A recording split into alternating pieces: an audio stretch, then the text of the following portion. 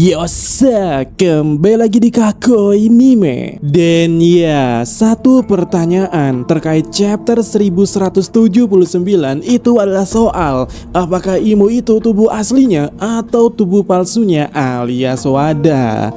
Ya, aku nggak tahu ya bagaimana detailnya. Orang bisa berpikir kalau Imo memiliki wadah. Cuman hal yang bisa dilihat sebagai sumber utamanya itu adalah panel yang satu ini ya. Terlihat di sana Imo batuk darah sehingga memunculkan satu asumsi bahwa itu adalah wadah dan wadah. Dan mungkin kalian setuju dan nggak setuju. Tapi di sini akan kukatakan harusnya Imo itu ya memakai tubuh orang lain. Dan akan kukatakan di sini adalah Imo memakai tubuhnya Harald. Pertama, wujud Imo yang itu gede banget. Wujud Imo yang ada di sini di panel ini itu bukan ukuran normal. Ya, ini ukuran raksasa dan harusnya setara dengan raksasanya Loki. Oke, kalian mungkin akan mulai memperdebatkan soal scaling Oda yang tak benar ataupun tidak konsisten. Tapi di sini ada dialognya. Di sini ada dialog yang membuktikan hal tersebut. Yap, di sini kita bisa membacanya kalau orang-orang di desa barat bisa melihat Imo yang lagi nengkreng di atas puncak Kasilaurus. Dan logika aja nih, logika aja. Kalau Imo sebesar Luffy yang dibandingkan dengan pintu gerbang kastil itu bukan apa-apa, kalau Imo pakai wujud kecilnya atau ukuran normalnya itu nggak akan kelihatan dari jauh. Jadi di sini karena Imo kelihatan dari sana dan lagi nengkreng di sana, itu fix ukuran Imo segede Loki. Karena itu sebanding ukurannya waktu Loki tiba di depan Kasilaurus. Dan ini juga masuk akal dengan Imo yang besar banget waktu Sabo ngerusuh di Marijoa. Dan sekarang pertanyaannya adalah kenapa Imo di sini bisa sebesar Loki? Apakah Imo emang seras dengan Loki? Pertama itu mungkin. Tapi di sini kita akan memakai alternatif kemungkinan yang mungkin cukup menarik untuk kita bahas, yaitu Imo memakai tubuhnya Harald. Lebih tepatnya di sini adalah Imo memakai bagian bawah tubuh dari Harald dari pinggang sampai kaki. Ya, mayat Harald yang saat dihancurkan Loki hanya tersisa sebagian itu. Dan kalian bisa bandingkan sekarang ya, bagian itu terlihat identik bukan? Terutama pada ikat pinggangnya yang cuma terlihat dilepas logonya saja. Jadi, kenapa Imo tubuhnya besar di sini seperti Loki? Yaitu karena Imo memakai tubuhnya Harald. Berarti ini wadah Kamin? Ya, harusnya sih nggak bisa dibilang wadah ya, karena ini tetap ada bagiannya Imo. Karena seperti yang kalian lihat tubuhnya Harald itu cuma separuh ya. Jadi separuhnya lagi harusnya itu emang tubuh bagian Imo yang asli. Dimana kalau kalian pernah nonton JoJo, ini kayak kasusnya Dio Brando. Dio itu ya memakai tubuh bagian bawah Jonathan, tapi kepalanya dan semua kepribadian serta kelakuannya itu murni masih miliknya Dio. Karena di sini Dio cuman memakai atau memanfaatkan tubuh bagian Jonathan yang udah mati alias mayat.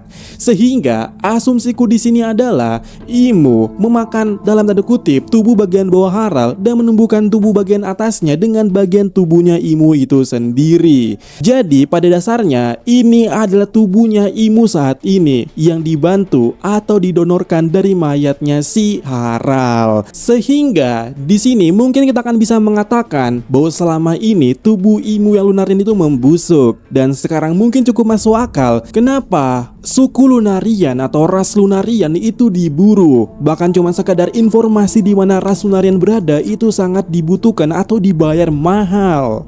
Dan kasus di mana waktu itu di Panghazard, di mana diketahui kalau King ditangkap, itu adalah proses eksperimen untuk membuat tubuh asli Imo membaik. Bahkan mereka juga sempat menangkap Kaido yang dikenal memiliki tubuh yang sangat kuat dan harusnya sangat cocok bagi Imo. Tapi mereka berdua kabur sampai akhirnya di 14 tahun yang lalu, di mana kematian Harald tiba, di sanalah mereka atau Imo akhirnya memakai tubuhnya Harald. Karena di sini ya nggak ada indikasi indikasi tubuhnya Harald itu dimakamkan. Buktinya ketika Luffy masuk ke kastil, masih banyak mayat yang tergeletak di sana. Dan juga ada rumor di kastil tersebut penuh dengan hantu atau angker. Artinya ya, Imu ini atau siapapun itu pernah datang kembali ke kastil Aurus untuk mengambil mayatnya Harald yang separuh itu, dan menimbulkan kecurigaan pada warga Elbaf di sana bahwa di sana tempat kastil itu banyak hantu. Jadi pada intinya, kenapa wujud Imu yang sangat besar ini, Imu pakai tubuhnya Harald bagian bawah dan menumbuhkan bagian atasnya dengan tubuhnya sendiri. Jadi Imu terhitung memanfaatkan tubuh orang lain alias mayat, bukan membuat tubuh orang lain jadi inang atau wadah. Dan jika skenario ini benar, maka teori Imu Lunarian itu masih cocok ya, karena bagian atasnya itu tetap bagian tubuh aslinya Imu. Karena harusnya Imu itu memang Lunarian kalau kita berdasarkan cover story Enel ya. Dan jika ada yang bilang kenapa Imu ngebantai klannya sendiri jika Lunarian, ya apa salahnya? Karena kita udah ada Enel cuy. Enel sudah membuktikan bahwa membunuh klannya sendiri bukan sesuatu hal yang tidak bisa dilakukan. Ingat ya, waktu di Arc Skype, Enel mengaku telah menghancurkan kampung halamannya sendiri. Bahkan di Arc Skype juga berniat menghancurkan suku kuno lainnya. Dengan artiannya, menghancurkan peradaban suku kuno dan dilakukan oleh suku kuno itu sendiri tidak mustahil atau bukan sesuatu yang aneh, karena itu pernah terjadi. Kemudian, bicara soal menyatukan tubuh-tubuh, itu bukan sesuatu juga yang asing di One Piece. Kita pernah melihat di Thrillback soal zombie-zombie, serta pula di Panghazard. Artinya, ini bukan konsep yang baru, atau dengan artinya juga ini bukan mustahil terjadi di One Piece. Dan terakhir, yap, masalah seperti ini menggunakan mayat adalah hal yang umum jika berbicara soal hal magis, pentagram, ritual, devil, perjanjian, kontrak dengan iblis. Itu sesuatu hal yang sangat lumrah terjadi. Sehingga pada akhirnya, bagaimana menurut kalian? Setuju atau tidak jika Imu memakai tubuh bagian bawah dari Harald yang dibiarkan di Elbaf itu? Dan ya, sampaikan pendapat kalian, karena berikutnya adalah sesi komentar dari Tarina. Jujur saja, kemunculan Imu pada chapter ini melampaui ekspektasi. Oda menunjukkan betapa dahsyatnya efek visual yang sangat pantas saat kemunculan sang raja dunia di Elbaf. Imu memancarkan aura sihir yang sangat kuat, sangat jahat, sangat kelam, dan tentunya dengan ledakan Housoko Haki yang sangat mengagumkan. Sangat cocok bagi sang raja dunia. Oke, jadi layak ya seorang Imu muncul kali di Elbaf, cukup layak ya. Apalagi kalau haki raja kita itu pekat banget ya dibandingkan dengan haki-haki raja lainnya. Kemudian lanjut dari Bang Bilanello. Di sini beliau mengatakan, sepertinya Mythical Zone Hitonomi model Lucifer dan alasan nikah sangat ditakuti Imu. Tapi nyatanya Joy Boy kalah karena Joy Boy belum sampai menuju kekuatan sejati dari Nika itu sendiri. Dan Gear 5 Luffy sekarang mungkin baru tahap awal menuju kekuatan sejati dari Nika itu sendiri. Cluenya tergantung imajinasi penggunanya. Tapi di sini aku ingin berbicara soal kemampuan Imu. Maksudku, saat pertama kali Imu turun dari pentagramnya atau dari teleport ke Elbaf lah, itu kan membuat suasana di Elbaf mencekam ya.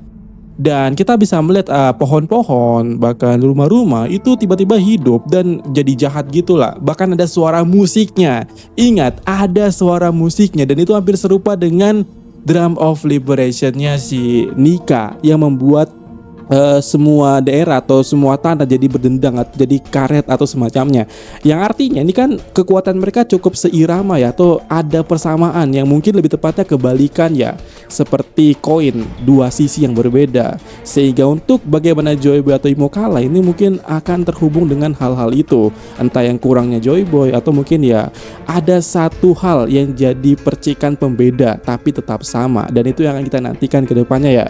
Kemudian berikutnya dari Saiful, Imu adalah inti dari kekuatan para prajurit yang harus tetap berada dalam markas untuk menyalurkan kekuatan, dan jika memaksa untuk turun, maka konsekuensinya adalah akan menyakiti dirinya sendiri dan sepertinya dia punya batasan waktu tertentu untuk bisa berada di luar kastil.